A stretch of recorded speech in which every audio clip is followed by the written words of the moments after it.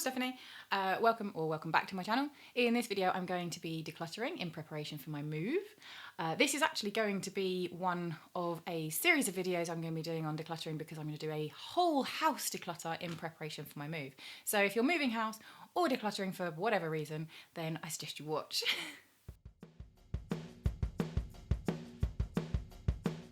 In case you're new to decluttering, I've got a few tips for you. Start with the least sentimental room. I've started in the bathroom and kitchen because apart from a 32-year-old mug, I don't have any sentimental items there. This might be different for you. You might have bar time toys the kids have grown out of, or maybe you used to be really into baking and now you no longer have time, but still hope that you might get back to it one day. Just start with your least sentimental room. Don't go big. We've all seen the TV shows where people manage to get rid of over half their belongings that they've accumulated over the years in under a week. But realistically, this is hugely overwhelming. It's better to go small and regular. Do one kitchen drawer while the kitchen boils, do one cupboard per day, however small, however short the time you spend on it, it all accumulates and you will get there eventually. Time will tell. Don't waste time overthinking each item. You have the easy yes, the easy no, and anything you are unsure of, put them in a time will tell box.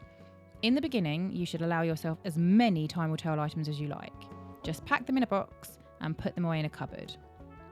In a month, 6 months, a year, you will have either gone looking for that item or you won't, and that's it, decision made.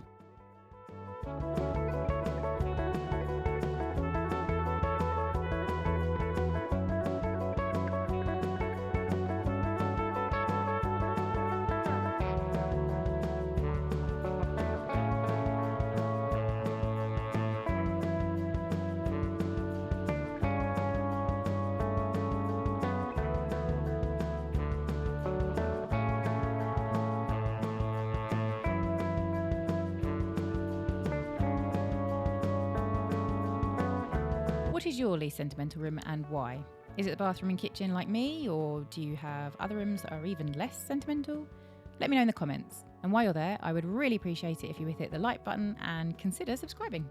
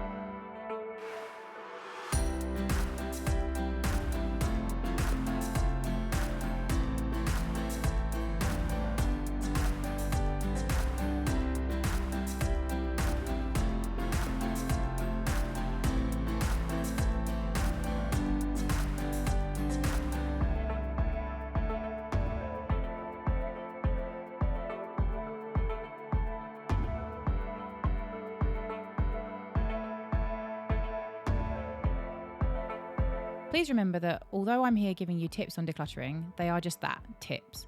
Take what you find useful and leave what you don't.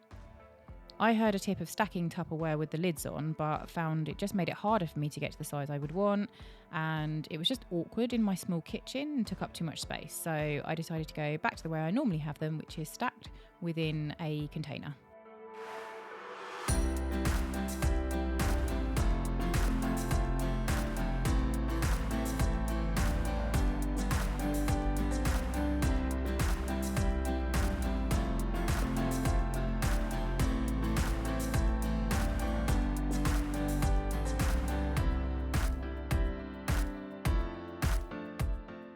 Okay, if you've made it all the way to the end of the video, then you're probably one of my warriors, in which case I've got a little bit of a surprise for you, because I've got a story about the one, the only, my ride or die, Shazza.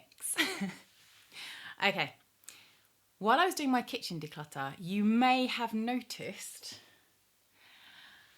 a single Prosecco glass. You probably actually, I wouldn't be surprised if I had a comment actually asking why I only had one Prosecco glass. There is a bit of a story behind it. Okay, so around a year ago now, Shazza came to visit me here, and she was very surprised to see that I don't have any wine glasses. Well, I say she was surprised to see. She absolutely berated me over it. She's like, how can you not have wine glasses? I was like, I don't drink wine. I've had wine glasses here for 3 years, taking up space in my very small kitchen, and no one ever comes here to drink wine, so I decluttered them. Controversial, I know. I've had enough stick for it, thank you. And so she went out and she was going to go and buy a wine glass. She ended up buying a Prosecco glass. Now, I don't know, anyone who's ever been to Spain, or certainly this part of Spain, Prosecco is not really something you can get. But anyway, she was using it as her wine glass.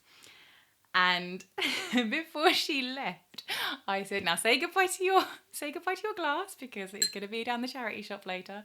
And she's going, no, you can't get rid of my glass. You need to keep it. So I said, okay, I will make you a deal.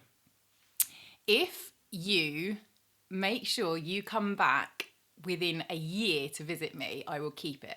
But every year on this anniversary, I will declutter it if you haven't been to visit. So she was like, okay, I'll have to make sure I come back within a year. And guess what? 6 months later, she actually did come back to visit. And she will swear blind, she did not come back to visit me. She came back to make sure that she got to keep the glass. But the story gets a little bit more silly, because then I think it's about halfway through her visit, I actually then, when she was saying like, I have to make sure I come back again within the next year now, and she was checking, does it start from the original date or does it start from the date that I actually leave? And I said, why are you so worried about me decluttering your glass? When I left the UK, I actually left because I wasn't sure if I was going to be gone permanently or not. There was things I owned that I would never need in Spain, but I would need if I came back to the UK. So my very kind friend Shazza actually kept a box of my stuff in her loft for me. And so when I pointed this out to her, I said, if I decluttered your glass, you could just declutter my whole box of stuff. When